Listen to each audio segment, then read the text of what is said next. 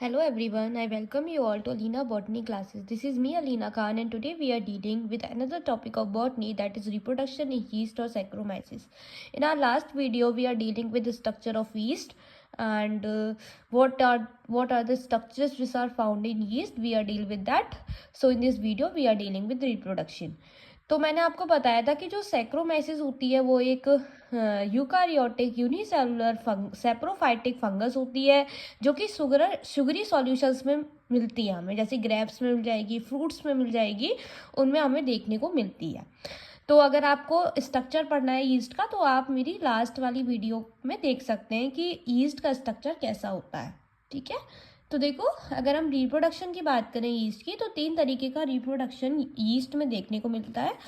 That is asexual reproduction जो कि endospore के जरिए दिखता है, सेक्सुअल रिप्रोडक्शन जो कि कॉन्जुगेशन के जरिए दिखता है, vegetative reproduction that is fission और बडिंग के जरिए दिखता है। एक एक करके तीनों को ही डील करेंगे।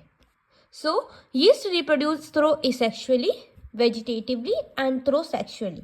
सबसे पहले एसेक्सुअल रिप्रोडक्शन की बात करती हैं। It takes place when a thick walled endospore form in unfavourable condition. तो ये तब होता है जब एक थिक वॉल एंडोस्पोर का फॉर्मेशन होता है अनफेवरेबल एनवायरमेंट में। इसमें क्या होता है कि जो न्यूक्लियस होगा वो 4 न्यूक्लियाई में डिवाइड होता है माइटोटिक डिवीजन के जरिए and the protoplast divide into 4 unit. और जो प्रोटोप्लास्ट होता है वो 4 यूनिट्स में डिवाइड होता है और हर प्रोटोप्लास्ट के पास एक न्यूक्लियस प्रेजेंट होता है जो कि 4 एंडोस्पोर्स का फॉर्मेशन करता है। जब फेवरेबल कंडीशंस आती हैं तो जो एंडोस्पोर होता है वो जर्मिनेट होता है बडिंग के जरिए एंड बड जो होती हैं वो अलग से ग्रो करने लग जाती हैं। ठीक है, तो एसेक्सुअल रिप्रोडक्शन कैसे होगा? By endospore.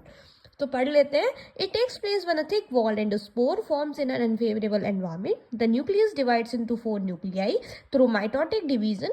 The protoplast divide into 4 units each containing 1 nucleus and forming 4 endospore.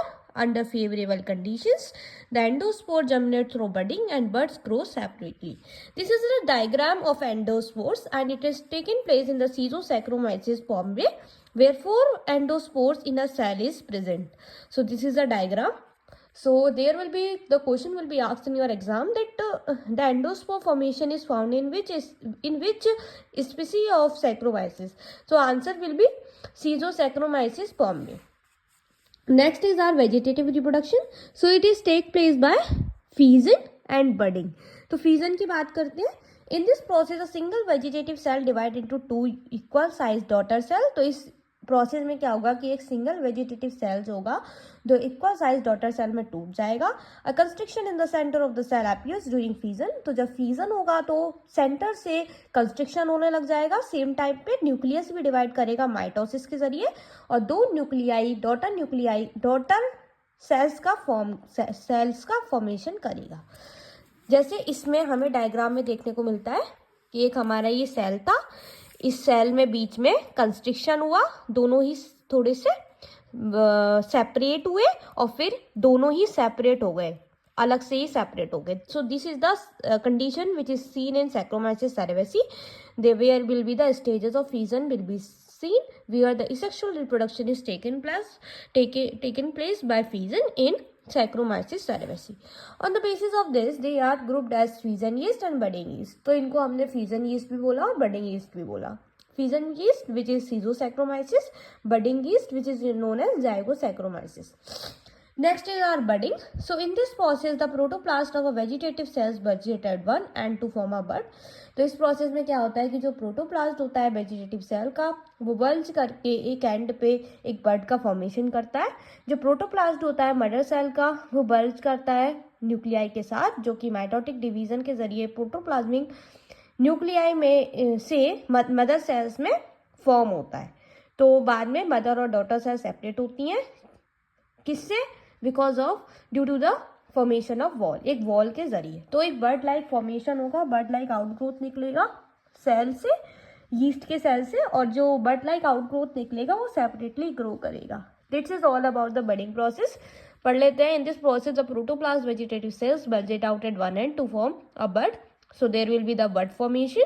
The protoplast of the mother cells bulge out along with the nuclei and its ploidy level is end which is formed by and that means that will be haploid. So which is formed by mitotic division of the protoplasmic nuclei in the mother cells. Later on, mother and daughter nuclei get separated due to the formation of wall. So this is the bookish language.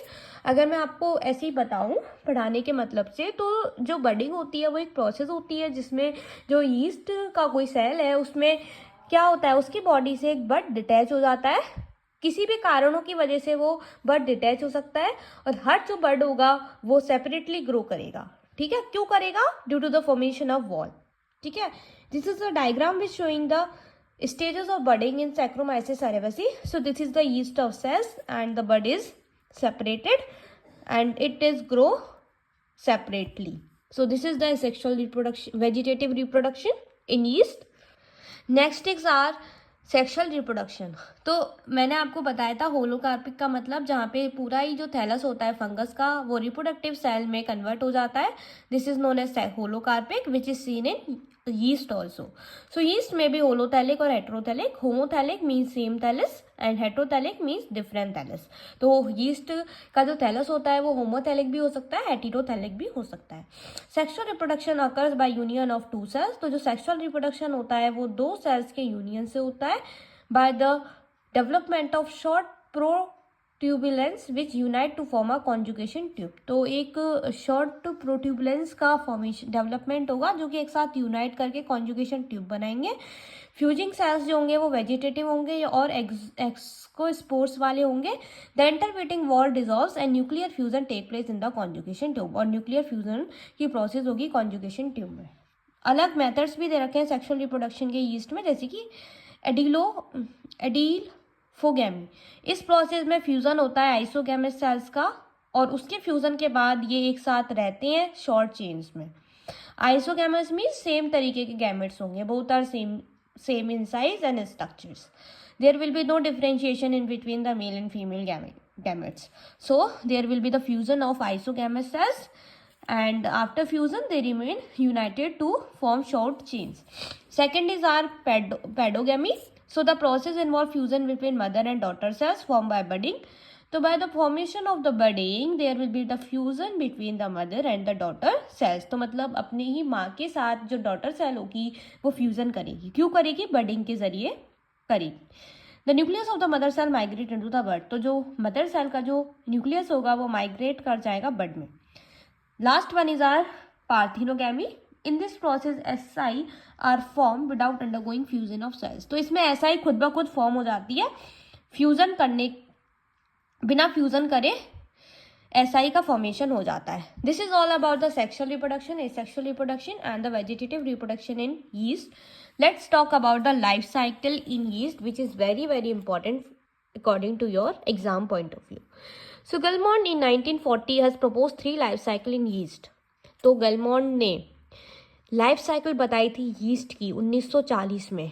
3 तरीके की बताई थी. हैप्लोबायोटिक life cycle जो कि सीजोसैक्रोमाइसिस ऑक्टोस्पोरस में देखने को मिलती है, which is very very important for your exam point of view. Second, diplobiontic life cycle that is seen in Saccharomyces ludwigi. Haplodiplontic life cycle, this is seen in Saccharomyces cerevisiae. First of all, we will deal about the haplobiontic life cycle. Okay. So in this type of life cycle, haplo stage is elaborate but diplo stage is short. तो इस haplobiontic life cycle का मतलब होता है कि जो haploid stage होगी वो तो बड़ी होगी और जो डिप्लॉयड स्टेज होगी लाइफ साइकिल में वो छोटी होगी. छोटी के टाइम के लिए डिप्लॉयड स्टेज देखने को मिलेगी, जबकि जो हैप्लॉयड स्टेज होगी वो बड़ी होगी. In this type of life cycle, during sexual reproduction in haplobiontic life cycle, 2 cells come in contact by forming a beak-like protuberance, which later on turns into a conjugation tube. तो इसमें क्या होता है, sexual reproduction के दौरान हैप्लोबायोटिक life cycle में 2 sales होते हैं, वो एक साथ कांटेक्ट में आ जाते हैं, एक बीक लाइक प्रोट्यूबुलेंस बनाते हैं जो कि बाद में कॉन्जुगेशन ट्यूब का फॉर्मेशन करते हैं. इसके बाद प्लाज्मोगैमी का प्रोसेस होती है जिसमें प्रोटोप्लाज्म का फ्यूजन होता है. As we all know the plasmogamy is made up of 2 words, plasma plus gamy means there will be the fusion of gametes. There will be the fusion of cytoplasm और protoplasm. Then it is followed by karyogamy. Karyogamy is made up of 2 words, karyon plus gamy, where the fusion of nuclei will be taking place. And finally forms a zygote और बाद में ये plasmogamy और karyogamy के बाद क्या बनाता है, जाइगोट बनाता है, जो कि बाद में एस्कस में डेवलप होता है। Nucleus also undergoes meiotic division, nucleus में भी मियोटिक डिवीजन देखने को मिलता है। इसके बाद 8 हैप्लॉइड न्यूक्लियाई का फॉर्मेशन होगा। Each ascus contain 8 haploid somatic ascospores with cytoplasmic nuclei. हर एस्कस के पास 8 हैप्लॉइड सोमैटिक एक्सोस्पोर होंगे साइटोप्लाज्मिक न्यूक्लियाई के साथ। These somatic cells divide asexually by fission। अब ये somatic cells asexually डिवाइड करेंगे फिजन के जरिए और 2 न्यू डॉटर सेल्स का फॉर्मेशन करेंगे। This is all about the haplobiontic life cycle. Let's talk about this by a diagram. This diagram shows the haplobiontic life cycle in the yeast. So what is happening over here? There will be the exospore formation, then the plasmogamy taking place where the fusion of protoplasm taking place. After that the karyogamy taking place. After that diploid nuclei will be formed. There will be meiosis and the 4 haploid nuclei will be formed. Meiosis means there will be the reduction and 4 haploid nuclei will be formed. After that mitosis taking place and there will be the formation of 8 nuclei and there will be the formation of ascospore by the nuclei and the ascus is also present over there. This is all about the haplobiontic life cycle in the yeast. Let's talk about the diplobiontic life cycle in yeast. So in this pattern the ascospore act like gametangia। तो इस pattern में क्या होता है कि जो ascospore होता है वो गैमेटेंजिया की तरह काम करता है और वो यूनाइट हो जाता है पेयर में without being release from the ascus. Ascus से निकले बिना वो एक साथ क्या हो जाता है, यूनाइट हो जाता है। यहाँ पे फ्यूजन होता है पेयर गैमेटेंजिया का और वो डिप्लॉयड जाइगोट का फॉर्मेशन करती हैं। So there fusion of paired gametangia generate a diploid zygote. तो जो फ्यूज़न होता है पेयर्ड गैमेटेंजिया का वो एक डिप्लॉयड जाइगोट बनाता है। ये जर्मिनेट करते हैं और प्रोड्यूस करते हैं एक मल्टी सेलुलर जर्म ट्यूब जो कि बटिंग करता है फिर से और डिप्लॉयड स्पोर्ट्स का फॉर्मेशन करता है। ये स्पोर्ट्स जो होते हैं वो एसआई की तरह काम करते हैं और मदर सेल की बॉडी से डिटैच हो जाते हैं और 4 एस्कोस्पोर बनाते हैं बाय रिडक्शन डिवीजन। ठीक है, पढ़ लेते हैं। In this pattern the ascospores act like gametangia and unite in pairs without being release from the ascus. Fusion of paired gamatangia generates a diploid zygote. It germinates by producing a multicellular germ tube that undergoes budding to form a diploid spouts. These spouts function as SI after detaching from the mother cells and produce 4 ascospore through reduction division. तो देखो ये diagram है जो कि बता रहा है diplobiontic life cycle को। देखो सबसे पहला हमारा क्या है, ये हमारा यीस्ट है, ठीक है, जिसके पास सेप्टम प्रेजेंट है, स्पाउट माइसीलियम प्रेजेंट है। यहाँ पे स्पाउट सेल बना, स्पाउट सेल में मियोसिस होगा जिससे 4 एस्कस बनेंगे विद 4 एस्कोस्पोर बनेंगे एस्कस के अंदर।